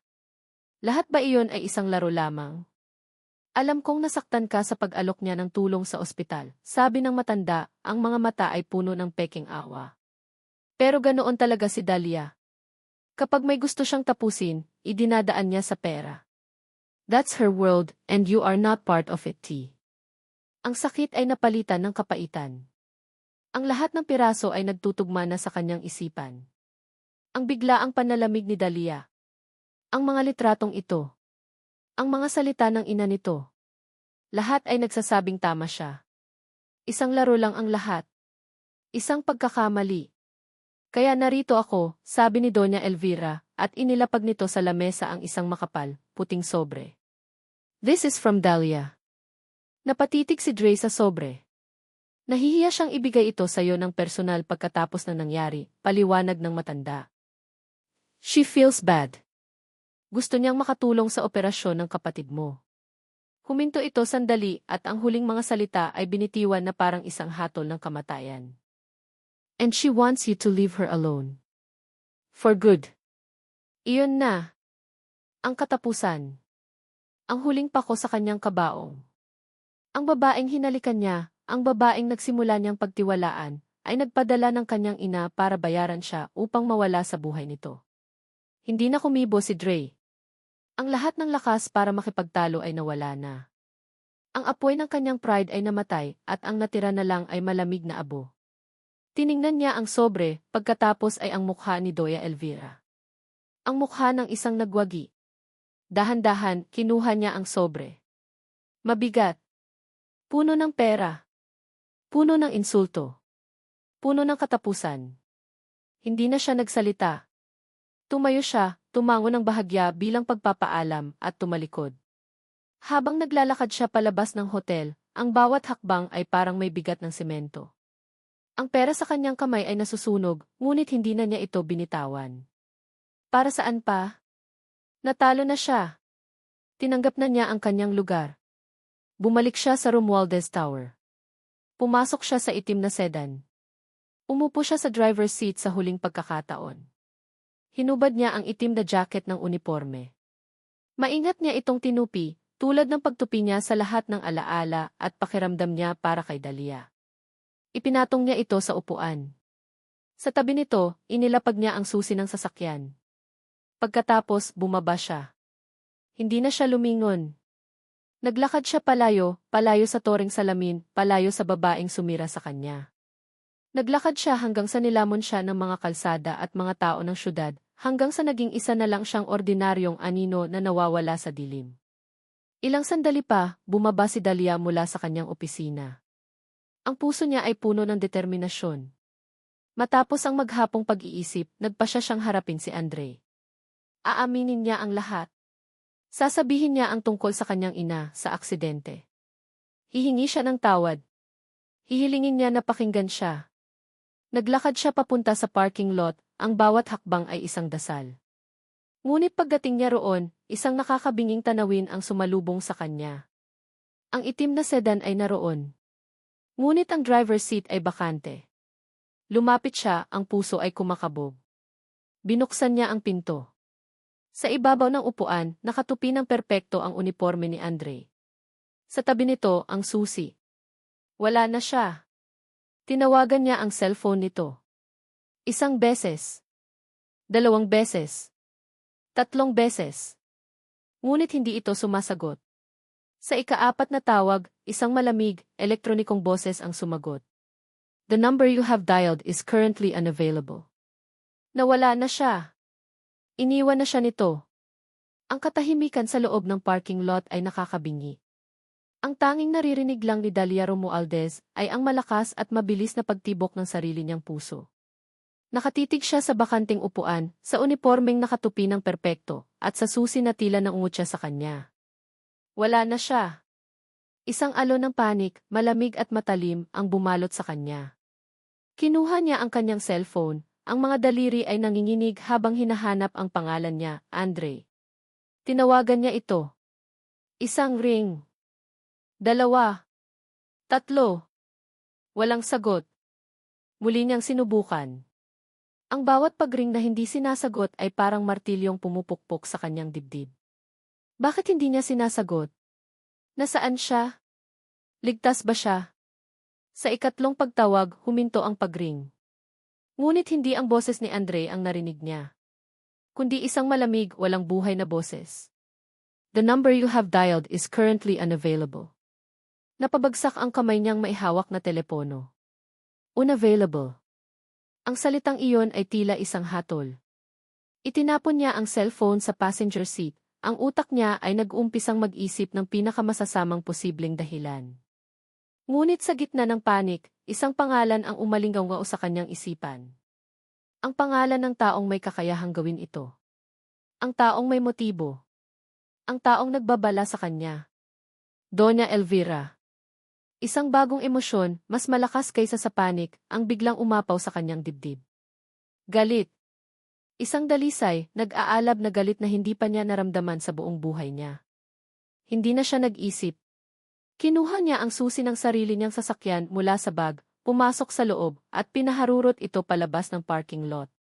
Ang kanyang mga kamay ay mahigpit na nakakapit sa manibela, ang mga buko ng daliri ay puting-puti na. Ang biyahe mula sa Makati patungo sa kanilang mansyon sa Forbes Park ay tinahak niya sa bilis na hindi niya pa nagawa dati. Wala siyang pakialam sa mga busina, sa mga traffic lights. Mayroon lang siyang isang destinasyon. Isang tao na kailangan niyang harapin. Padabog niyang ipinark ang sasakyan sa harap ng kanilang mansyon. Pumasok siya sa malaking pinto, hindi pinapansin ang mga nagulat na kasambahay na bumati sa kanya. Dumiretso siya sa sala, kung saan alam niyang nagpapalipas ng oras ang kanyang ina tuwing gabi. At naroon nga ito. Si Doña Elvira Romualdez, nakaupo ng elegante sa isang antigong silya, kalmadong umiinom ng alak mula sa isang mamahaling kristal na baso. Tinaasan siya nito ng kilay na para bang nagtataka sa bigla niyang pagdating. Dalia, anong ginagawa mo rito? At bakit ganyan ang itsura mo? Tanong nito, ang boses ay puno ng pagkainis. Hindi sumagot si Dalia. Sa halip, ang unang mga salitang lumabas sa kanyang bibig ay isang tanong na puno ng desperasyon at akusasyon. Nasaan siya? Anong ginawa mo kay Andre? Dahan-dahang ibinaba ni Doña Elvira ang baso. Wala akong alam sa sinasabi mo. Kung ang driver na iyon ang tinutukoy mo, marahil ay natauhan na siya at bumalik sa mundong pinanggalingan niya. Ang kalmadong sagot ng kanyang ina ang lalong nagsindi sa galit ni Dalia. Ngunit sa pagkakataong ito, mayroon na siyang armas. Ang katotohanan. Lumapit siya sa malaking center table na gawa sa salamin. Mula sa kanyang bag, kinuha niya ang maalikabok na folder na nakuha niya sa archives. Inihagis niya ito sa lamesa. Ang malakas na kalabog ng folder sa salamin ay umalinggaw sa malawak at tahimik na sala. Tell me everything, sigaw ni Dahlia, ang boses ay basag na. Tell me about Ricardo Sarmiento. Tell me about the accident. Tell me about this cover-up. Natigilan si Doña Elvira. Ang maskara ng pagiging kalmado ay bahagyang gumuho. Tiningnan niya ang folder, pagkatapos ay si Dahlia. Sa unang pagkakataon, nakita ni Dahlia ang isang kislap ng gulat at marahil takot sa mga mata ng kanyang ina.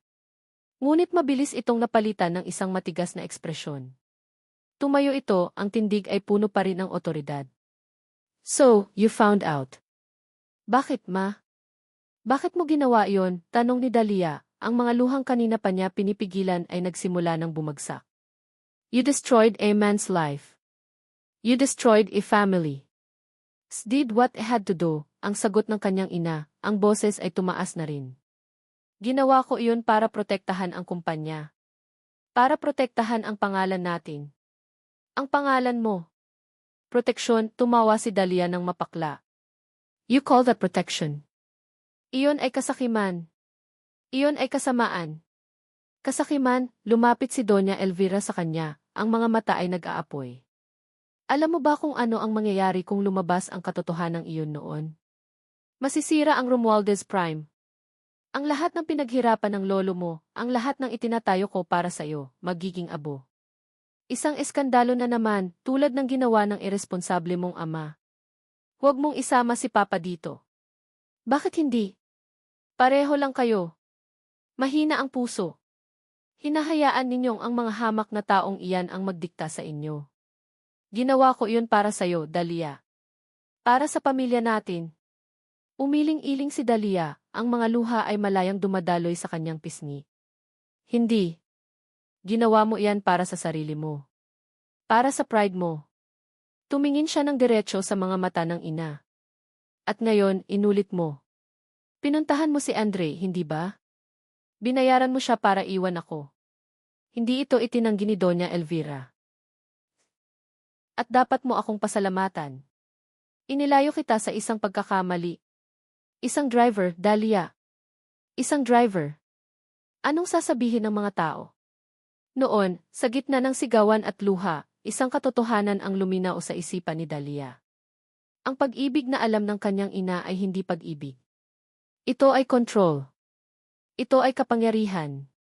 At ang pag-ibig na nararamdaman niya para kay Andre, isang pag-ibig na hindi niya inaasahan, isang pag-ibig na sinubukan niyang itanggi, ay mas totoo kaysa sa anumang bagay na mayroon siya sa malamig at marangyang bahay na ito. Sumigaw siya, isang sigaw na puno ng sakit at ng maraming taon ang pinipigilang sama ng loob. You didn't protect me, but you destroyed me. You destroyed us. Humakbang siya paatras, palayo sa kanyang ina. Ang kanyang galit ay napalitan ng isang malamig at nakakakilabot na desisyon. Kinuha niya ang kanyang cellphone, mula sa bag ang kanyang mga kamay ay hindi na nanginginig. Ang kanyang mga mata ay tuyo na. What are you doing? Tanong ng kanyang ina, na may bahid ng pag-aalala sa boses. Hindi siya sumagot. Nag-dial siya ng numero. Ang numero ng hepe ng legal department ng Romualdez Prime Holdings.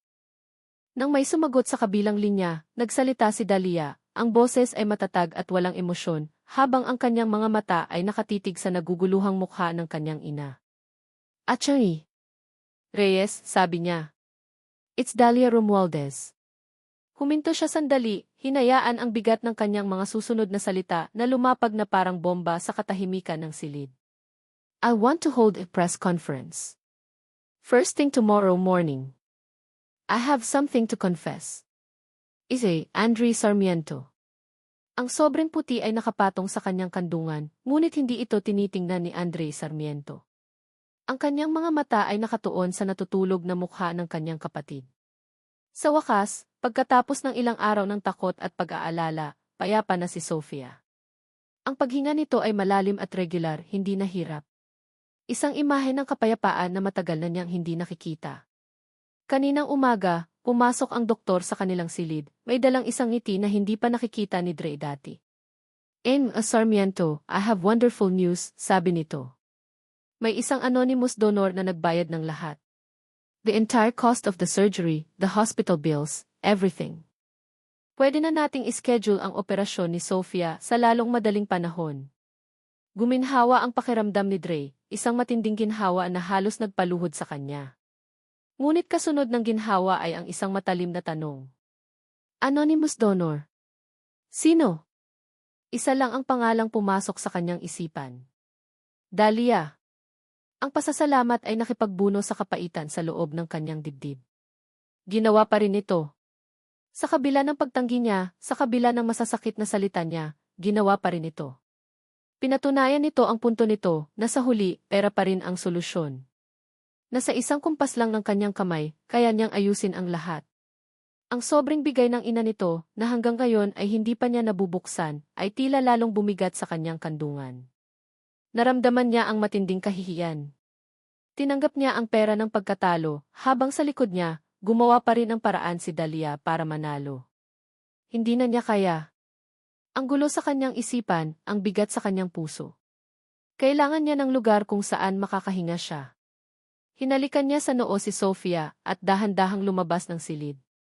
Naglakad siya sa mahahabang pasilyo ng ospital. Ang mga paa niya ang nagdala sa kanya sa isang lugar na hindi niya inaasahan. Ang hospital chapel. Umupo siya sa isang bakanting upuan sa likod. Ang kapilya ay tahimik maliban sa mahinang tunog ng hangin mula sa aircon.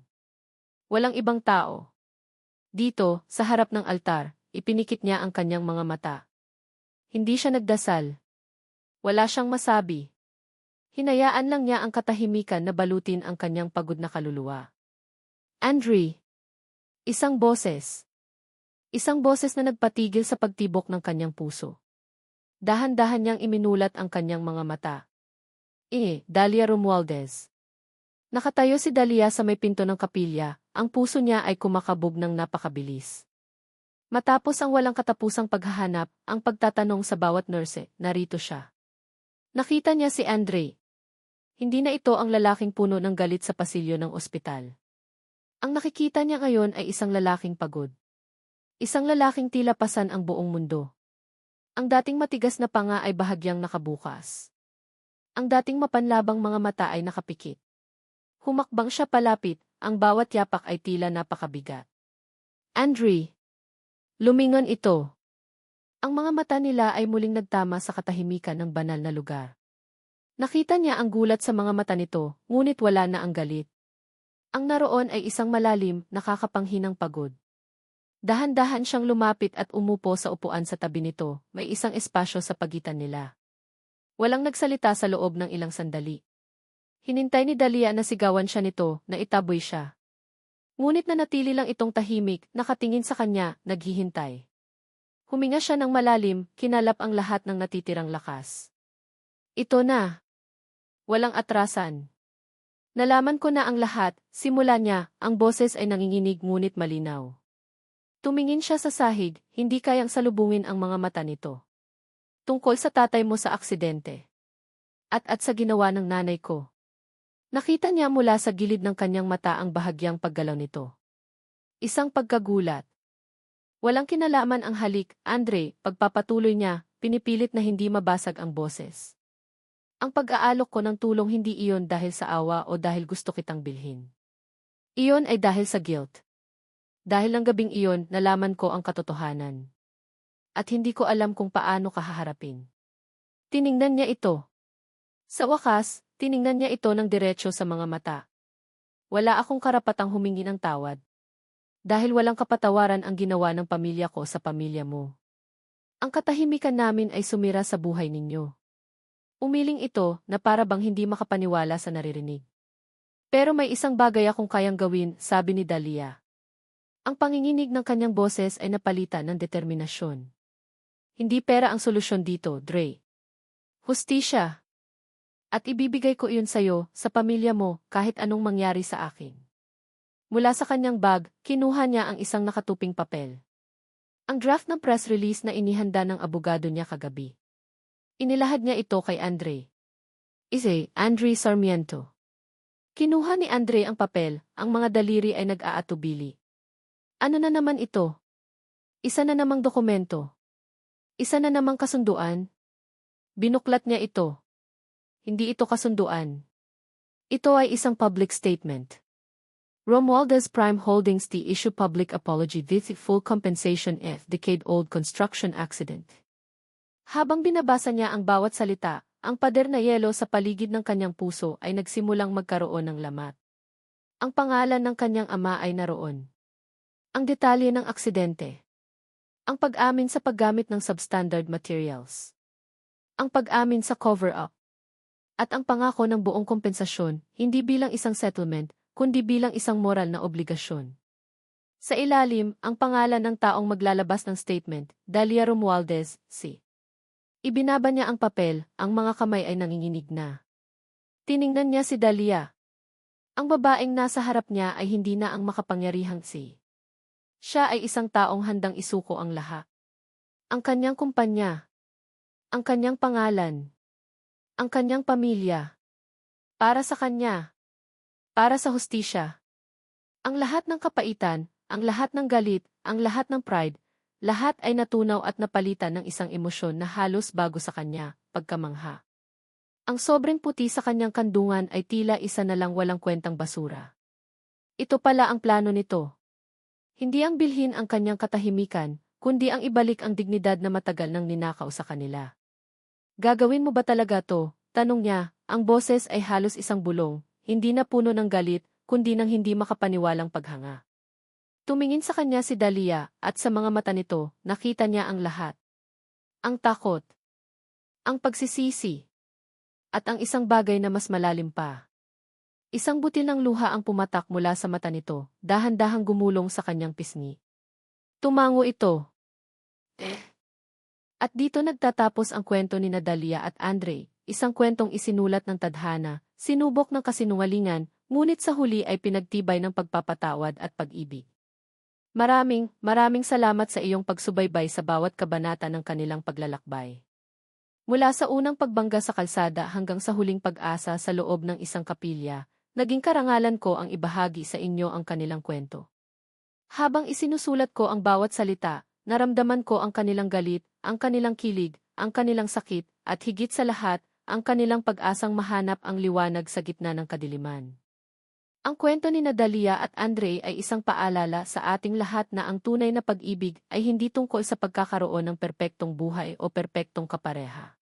Ito ay tungkol sa pagharap sa mga pagkakamali ng nakaraan, sa pagpili na magpatawad kahit na mahirap, at sa pagtatayo ng pundasyon na hindi kayang sirain ng anumang yaman o katayuan sa buhay, ang pundasyon ng tiwala.